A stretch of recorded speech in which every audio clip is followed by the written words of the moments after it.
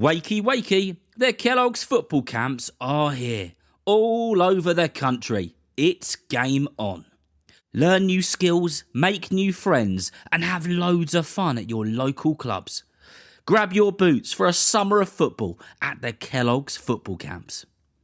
Parents, buy a promotional pack of Cocoa Pops, Rice Krispies and cornflakes before the end of June to claim a free day.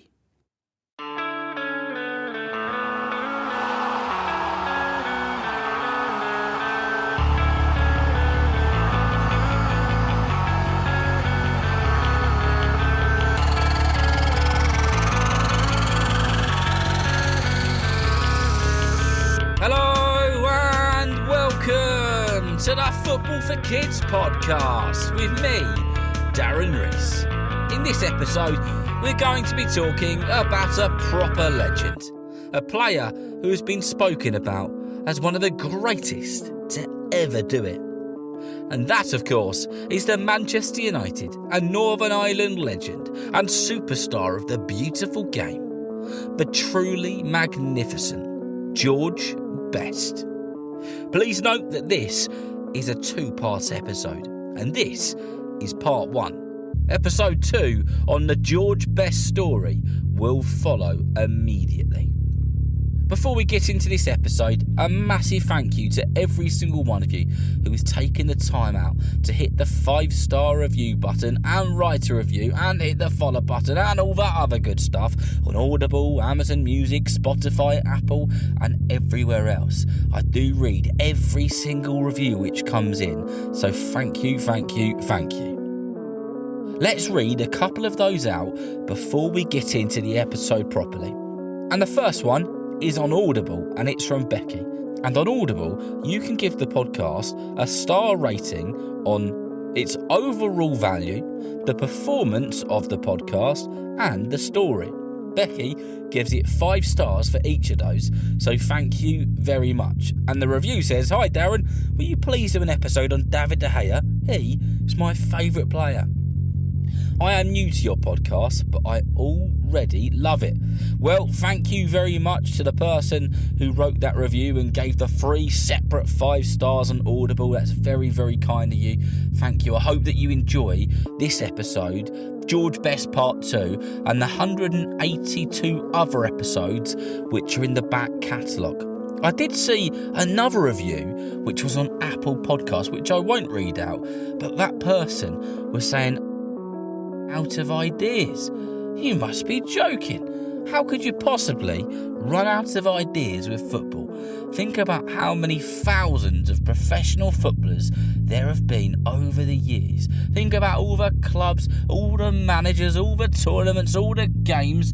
The list goes on. I reckon we could make 10, 15, 20 or 25,000 episodes of Football for Kids. It really could happen." Right then, that's all we've got time for, because it's time to get into the episode on part 1 on the brilliant, the magnificent, the legend that is George Best. George Best was born on the 22nd of May in 1946. His dad was known as Dickie Best and his mum was Anne Withers. George grew up in the great city of Belfast with his 4 sisters and his brother. Family was a very important part of life for the Best family. George's mum was the sporty one in the family and was a very good hockey player who represented her country, and young George used to go and watch her play. So when it comes to sport, you could say he got it from his mum.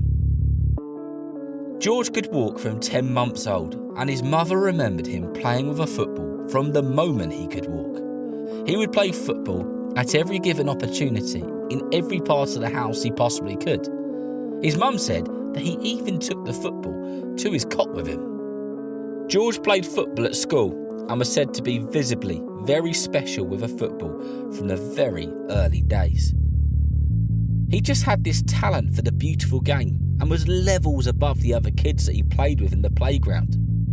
George was said to be a shy kid though. He didn't talk much, and I guess his talking came when he had a football at his feet. In 1961, something which quite rarely happens, happened. George Best was invited for a trial with one of the biggest clubs in the world, Manchester United. George and another young lad from Northern Ireland made their way by boat to England and to Manchester. At the time, George was just 15 years old. George and the other player, who was a man called Eric McMordy, he went on to play hundreds of games of professional football for the likes of Middlesbrough, York, Sheffield Wednesday and of course Northern Ireland. George hadn't been very far away from Belfast before this. In fact, he reckons the furthest he'd been away before then was about 15 miles down the road. He was a proper homeboy. Now, he was 15 years old in another country, trialling out for one of the biggest football clubs in the world, surrounded by men double his age who looked like giants compared to his 15-year-old self. George and Eric became very nervous and very homesick very quickly, and they decided that being away from home at this age, when they were not very experienced in life, was not for them, and they headed back to Belfast. It was a decision that Eric said that he regretted later down the line. When George returned back to Belfast, his parents couldn't believe their eyes. "What are you doing home?" they said. They then had a telephone call from the proper legend of the football club, the manager, Sir Matt Busby. Matt asked for George to return and they wanted to give him another chance. George went back and this time he stayed. It was still a nerve-wracking time for him, but he got himself through it. He stayed with a nice family near Old Trafford who looked after him well, and the mum of the family became a second mum to him. George would train with Manchester United every single day, and then, after the training sessions, he and another young player would be cleaning the boots of the senior players and their heroes. It was dream stuff for a young George Best. There was one game in particular that George was mucking about with a football before a game, doing keepy-ups, balancing the ball on his head and his nose, and doing all the tricks in the book. One of the spectators who was there, but who was big in the football business, said to one of the Manchester United staff, "Who's that lad there?" The response was, "That is George Best."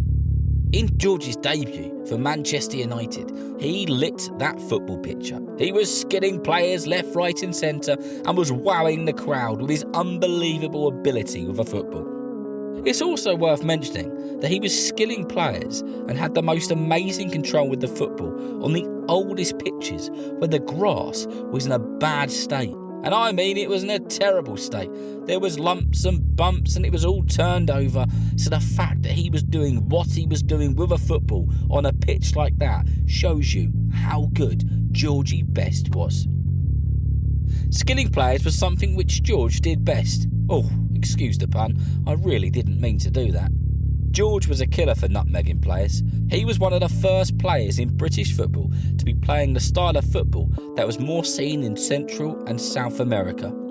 There was one time when George nutmegged a United legend in training. His name was Harry Gregg.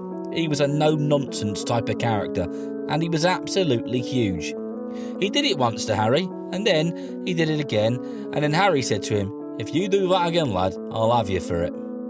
George was a teenager and making regular appearances for Manchester United. He and the manager, Sir Matt Busby, got on ever so well. They were inseparable. They just gelled perfectly.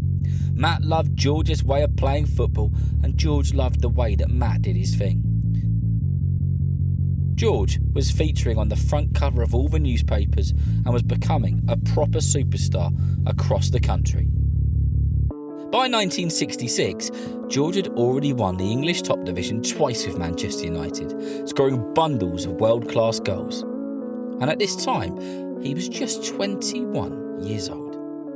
This is a great place to leave part one, and a story of the greatest player Northern Ireland has ever seen, and possibly the greatest player Manchester United has ever seen.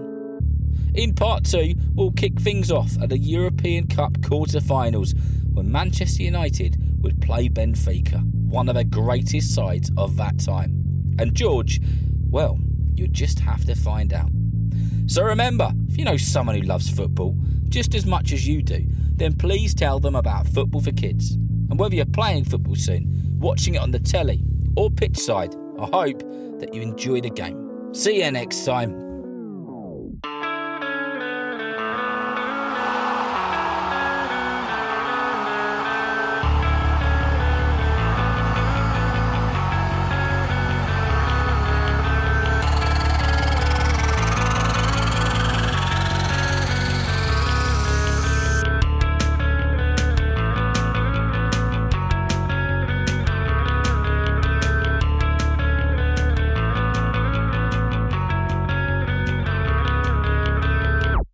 I hope that you enjoyed this episode. And remember that Kellogg's have amazing football camps taking place throughout the school summer holidays all across the country.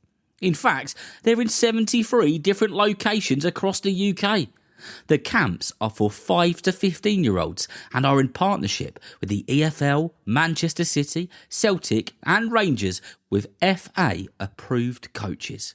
To sign up today, grab a promotional pack of Kellogg's cereal, find the camp code and redeem a free place at www.kellogsfc.com. Terms and conditions apply.